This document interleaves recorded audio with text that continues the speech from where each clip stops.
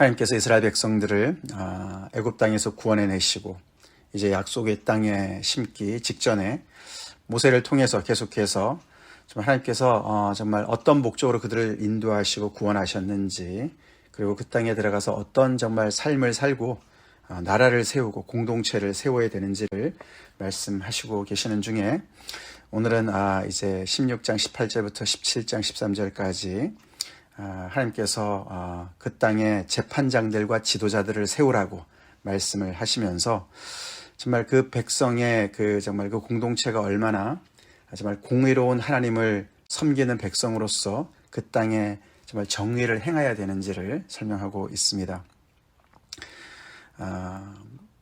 당연히 이스라엘은 하나님께서 다스리시는 신정 제도를 하고 있는, 그죠? 신정, 하나님께서 통치하시는 그런 정말 땅이지만, 하나님은 사람들을 세우셔서 이렇게 통치를 하시죠.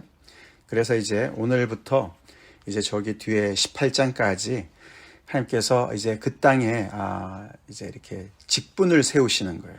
그래서 네 종류의 그런 이제 사람들, 지도자들을 세우시는데, 그 중에 이제 처음으로 오늘에는 재판장이 나옵니다.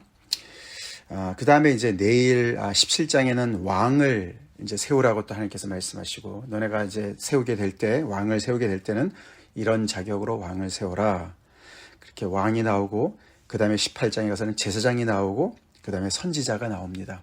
그래서 그 땅에 하나님께서 이 땅이 정말 믿음의 공동체가 온전히 서갈 수 있도록 사회의 어떤 그런 정말 질서와 기강이 잘 하나님의 말씀대로 세워지기 위해서 네 부류의 통치자를, 이제 지도자를 세우는데, 그 순서가 재밌습니다. 그렇죠? 왕이 먼저 나와야 될 것 같은데 왕이 먼저 나오지 않고 오늘 이제 재판장이 나오고, 하나님의 말씀대로 정말 좌로나 우로나 치우치지 않고 공의를 행하는, 판단하고 그것을 실행하는 재판장이 나오고, 그 다음에 왕이 나오고 제사장과 선지자가 다음에 나옵니다. 믿음의 공동체라고 그냥 정말 하나님의 은혜로만 사는 것이 아닙니다. 그렇죠? 하나님의 은혜 속에는 질서가 있고 법이 있어요. 그렇죠? 하나님의 그런 정말 공의로운 법이 있습니다. 그래서 이 하나님을 섬기는 그 정말 사회는, 사회라는 것은 정말 2명 이상이 모이면 사회가 되는 거 아닙니까? 공동체가 결국은 사회 아닙니까? 그래서 이 하나님의 법은 이런 공명정대한 사회법과 질서와 직결되어 있는 것을 우리가 오늘도 이렇게 보게 됩니다. 믿음으로 산다고 막 사는 건 절대로 아니죠. 그렇죠? 질서 없이 사는 것이 절대로 아니죠. 오히려 정말 창조주 하나님의 그 창조의 질서를 회복하는 것이 믿음의 공동체입니다. 그래서 거기에 처음으로 언급하는 것이 바로 오늘 이 말씀 속에서 각 성의 네 지파를 따라 재판장들과 지도자들을 둘 것이요, 이렇게 하나님께서 명령하십니다. 그래서 그들이 공의롭게 백성을 재판할 것이라, 그렇게 말씀을 하고 계십니다. 하나님의 율법이 있는데, 하나님의 말씀이, 가르침이, 명령과 규례가 있는데, 그것을 온전히 정말 그것의 기준에서 판단하고, 일반 백성들은 거기를 잘 모를 수도 있겠죠. 그리고 정말 안다 하더라도 법을 안다고 다 제대로 그것을 판단할 수 있는 지혜가 있는 건 아니죠. 그래서 하나님께서 이렇게 재판장들을, 또 지도자들을, 아마도 이 재판장들은 판결하는 사람들이고 지도자들은 그것을 아마 집행하는 그런 사람들인 것 같은데, 그렇게 따로 세워서 사람들에게 영향을 받지 않고 정말 공정한, 공의로운 재판을 할 수 있도록, 그렇게 해서 그 땅의 사법 체계를 잘 세워나가기를 정말 원하시는 하나님의 뜻을 밝히시면서, 그 공의로운 재판을 어떻게 해야 될 것이냐, 구체적으로 3가지를 경고하죠. 19절에 너는 재판을 굽게 하지 말며. 재판은 엿가락이 아니라는 것이죠. 그렇죠? 이럴 때는 이렇게, 저럴 때는 저렇게 굽게 해서는 안 된다. 재판은 정말 공명정대하게 해야 된다. 2번째, 사람을 외모로 보지 말며. 사람의 얼굴을 봐서 그 사람의 외모를 가지고, 그 사람의 외양 조건을 따라서 이렇게 했다 저렇게 했다 절대로 하지 말라. 그 다음에 뇌물을 받지 말라. 그렇게 3가지를 엄중히 경고를 하십니다. 그렇게 해서 이렇게 세워진 재판장은 정말 이런 기준에 따라서 온전히 하나님의 그런 공의를 대행해서 집행하는 자로서 정말 어떻게 영향을 받지 않고 그 땅에 이런 정말 그 질서의 그 정말 그 정의의 칼을 잘 지키라고 말씀을 하시는 것이죠. 오늘날에도 어떤 공동체든 어떤 사회든 어떤 국가든 이런 정말 그 정의의 어떤 그런 칼날이 무뎌지면은 무너지죠, 그렇죠? 무너집니다. 특별히 뇌물은 누가 바칩니까? 힘 있는 사람들이 바쳐요, 그렇죠? 돈이 있고 힘이 있고 이런 사람들이 뇌물을 바치는 거 아닙니까? 그 뇌물을 받게 되면 지혜자의 눈이 어두워지고 의인의 말이 굽게 되니까 절대로 거기에 영향을 받지 말라고 하나님께서 정말 세우신 그런 그 정말 그 직분을 정말 목숨을 다해서 잘 감당하라는 말씀이죠. 그러면서 20절에 다시 한번 강조합니다. 너는 마땅히 공의만을 따르라. 사실 여기 원문에는 공의가 2번 반복돼요. 공의, 오직 공의만을 따르라. 그렇게 정말 그들이 봐야 될 것, 정말 집중해야 될 것이 공의다. 정말 justice를 그렇게 강조합니다. 그리하면 내가 살겠고 내 하나님 여호와께서 내게 주시는 땅을 차지하리라. 그래서 앞에서는 우리가 순종이 없으면 땅도 없다라고 우리가 많이 봤는데 여기서는 정의가 없으면, 공의가 없으면 땅도 없다. 하나님께서 그렇게 말씀하십니다. 결국 순종은 하나님께 예배를 드리고 하나님을 예배하고 하나님을 사랑하는 그런 순종도 있지만 또 이웃 간의 그런 정말 서로 사랑하는, 즉 그것이 정의로 나타나는 것이죠. 그래서 정말 옳고 그름을 잘 또 따져서 하나님께서 주신 어떤 그런 정말 질서를 따라서 서로가 대하는 그 정의로 나타나야 되는 것을 얘기하는데 그것이 없으면은 너네가 그 땅을 가서 들어간다 하더라도 오래 못 버틸 것이다 라고 말씀을 하시는 것이죠. 우리가 이런 말씀 관련된 말씀들이 출애굽기에도 나오죠, 그렇죠? 그래서 너희가 그때 제대로 정말 공의를 재판하지 않으면은 정말 그 억울한 사람들이 부르짖게 될 것이고, 그럼 하나님께서 그 사람을 정말 심판하게 될 것이다 라고 말씀을 하십니다. 이들이 정말 애굽 땅에서 얼마나 불의하게 정말 그렇게 대우를 받았습니까, 그렇죠? 그래서 하나님께 부르짖을 때 하나님께서 그것을 들으시고 하나님께서 직접 공의를 정말 실현하지 않으셨습니까? 그래서 바로와 그 애굽 땅에 정말 그렇게 심판을 행하셨는데, 그런 일들이 이 땅에도 이루어질 거다. 너네가 그 불의를 행하게 되면 그렇게 될 것이라고 경고를 하고 있는 것이죠. 사실 그러면서 이제 잠깐 우리 21절부터 17장 1절은 건너뛰고 2절부터 보겠습니다. 그게 같은 이제 내용이 쭉 연결이 되는 거죠. 그래서 그렇게 이야기를 해놓고서 이제 구체적으로 어떻게 이제 그 판결을 해야 되는지 어떤 그 절차에 대해서 이제 그 2절부터 7절까지 설명을 합니다. 근데 그 예가 정의와 공의를 얘기하면, 사회의 어떤 정의를 얘기하면 어떤 그런 사회 속에서 어떤 불의를 얘기할 것 같은데, 먼저 나오는 얘기는 다른 신에게 절하는 케이스를 얘기하는 거예요. 그렇죠? 그래서 1월 성신에게 누가 절을 한다, 이런 소문이 들었다, 그런 소문이 들렸다. 언약을 어기고 가서 다른 신들을 섬겨 그것에게 절하며 내가 명령하지 아니한 1월 성신에게 절한다 하자, 이런 소문이 들린다라고 가정해 볼 때 그것을 어떻게 이제 처리를 해야 될 것이냐, 그것이 내게 알려짐으로 그러면 이제 재판장한테 이제 들리는 거 아닙니까? 그러면 내가 가서 자세히 조사해 보라고 얘기합니다. 소문만 듣고 하지 말라는 것이죠. 자세히 조사해 봐라. 아니, 그래서 그 일과 말이 확실하면, 그래서 그런 일이 있다면 너는 그 악을 행한 남자나 여자를 내 성문으로 끌어내고 그 남자나 여자를 돌로 쳐 죽여야 된다. 그렇게 정의를 실현해야 된다. 근데 그때 중요한 것은 죽일 자를 2사람이나 3사람의 증언으로 죽여야 된다. 한 사람으로는 안 된다. 그렇게 얘기를 하고 있습니다. 그렇죠?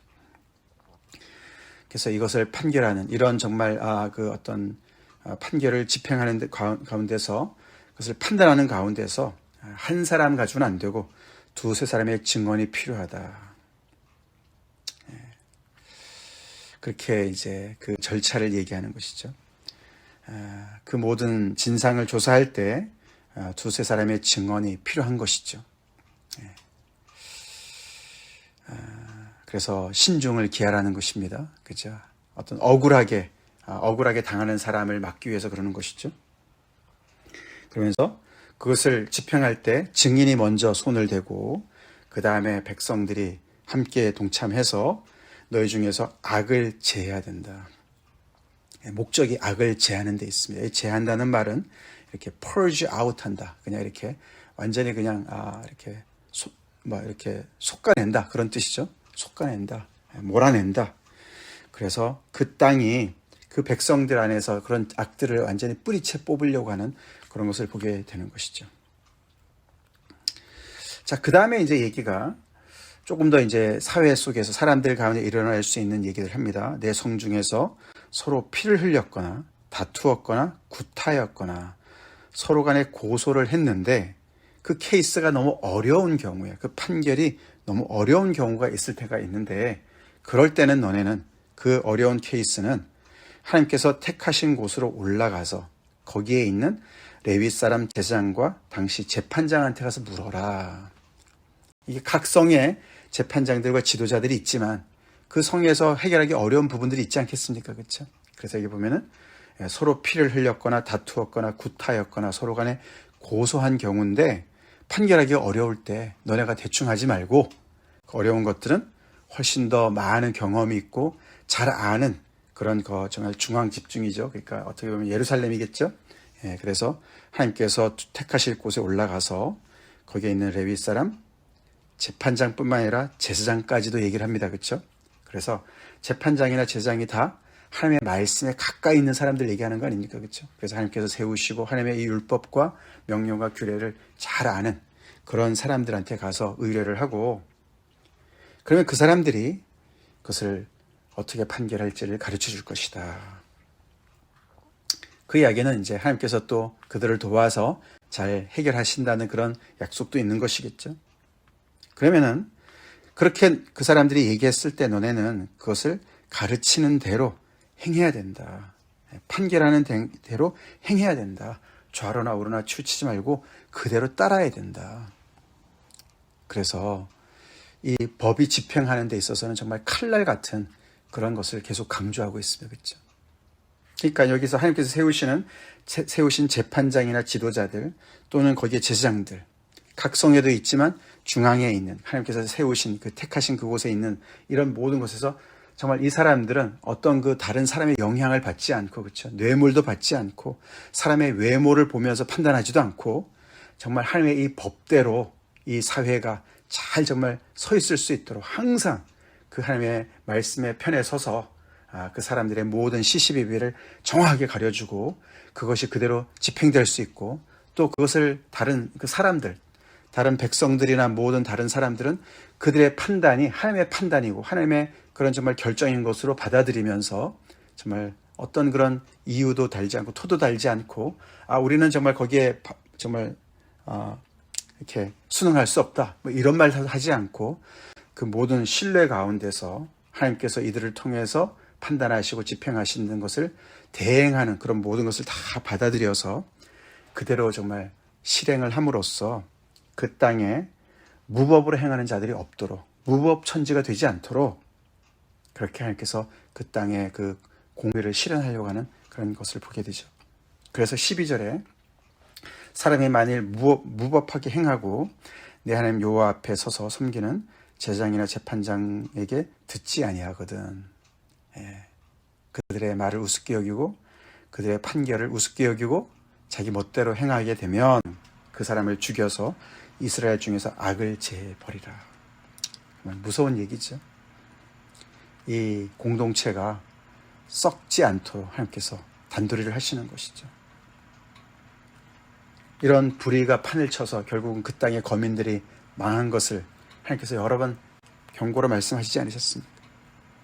그래서 이렇게 정말 하나님의 이 공의의 칼이 서슬 시퍼런 칼이 살아있도록 하라는 말씀이죠. 그리하면 온 백성이 듣고 두려워하여 다시는 무법하게 행하지 아니하리라. 이게 이스라엘 공동체였습니다. 하나님의 은혜로 서 있는 공동체가 우리가 어제까지만 해도 그렇죠. 매 7년마다 면제하라, 빚을 탕감해줘라. 또 매년마다 정말 너희가 이 절기 때는 하나님 앞에 나와서 모두가 나와서 함께 하나님께 그 은혜에 감사하고 하나님께 영광을 돌리고 너희가 하나님께서 받은 바를 또 하나님께 돌려드리고 이웃과 나누고 그래서 너희 안에 큰 기쁨과 즐거움으로 그렇게 정말 은혜가 넘치는 그런 즐거움의 공동체를 세우라고 하나님께서 말씀하신 그런 말씀 끝에 이렇게 그 땅이 이런 재판장의 그런 정말 그 성실한 그런 그 직무를 감당함으로 인해서 이 땅에서 이런 악을 제하라고 그렇게 또 말씀을 하시는 거예요. 이것이 믿음의 공동체의 건전한 건강한 모습입니다. 교회라고 주먹구구식으로 할 수가 있겠습니까? 예수 믿는다고 그렇죠? 모든 게 다 은혜야. 멋대로 할 수가 있겠습니까? 참 우리가 현대 교회가 많이 정말 착각하는 부분이죠, 그렇죠? 그래서 다 자기의 소견대로 행하게 되지 않습니까, 그렇죠? 마치 사사기 시대처럼 말이죠. 사사들이 있었지만, 그런 정말 판관들이 있었지만 말을 듣지 않는 거죠, 그렇죠?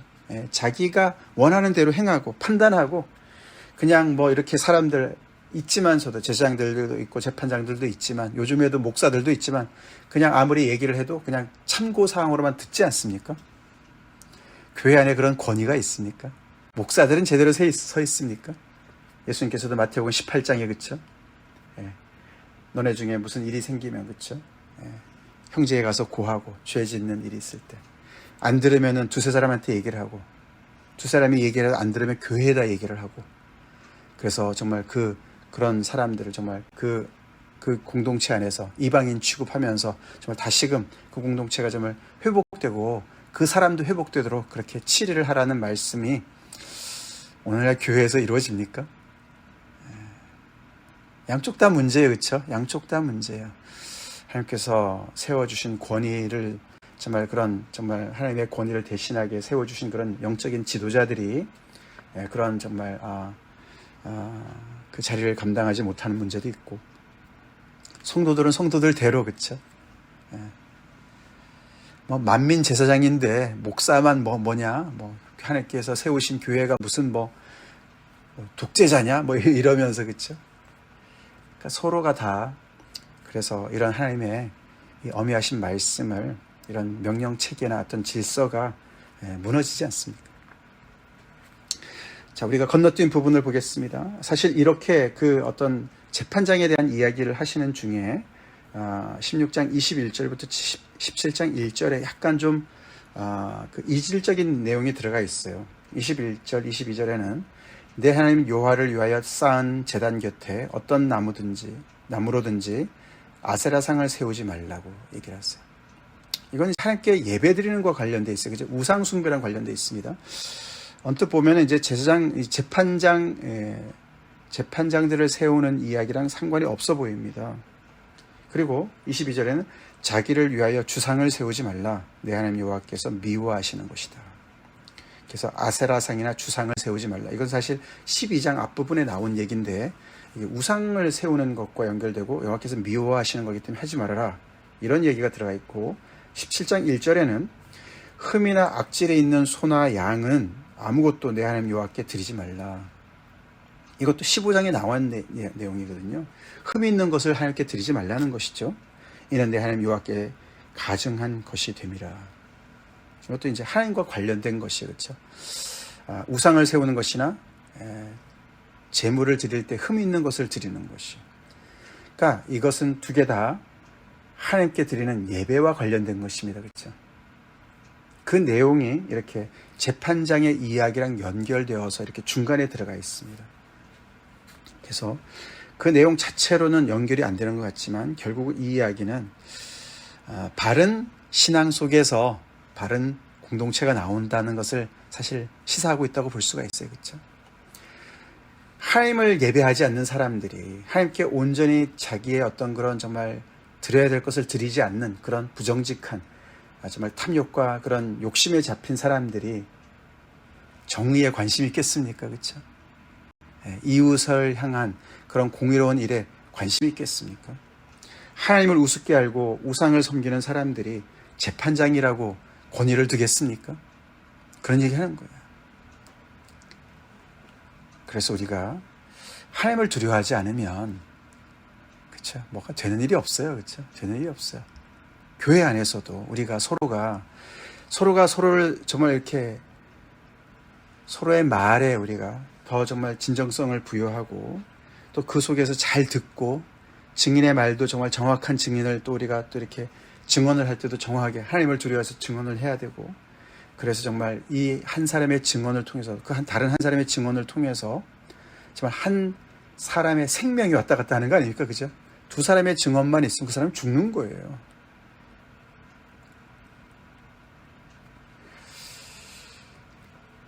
이 모든 것들이 하나님을 제대로 두려워하고 섬기는, 그리고 하나님 앞에 온전히 정말 하나님을 예배하는 그런 참된 자세 속에서 우리가 있는 거예요. 그렇죠? 우리가 있습니다.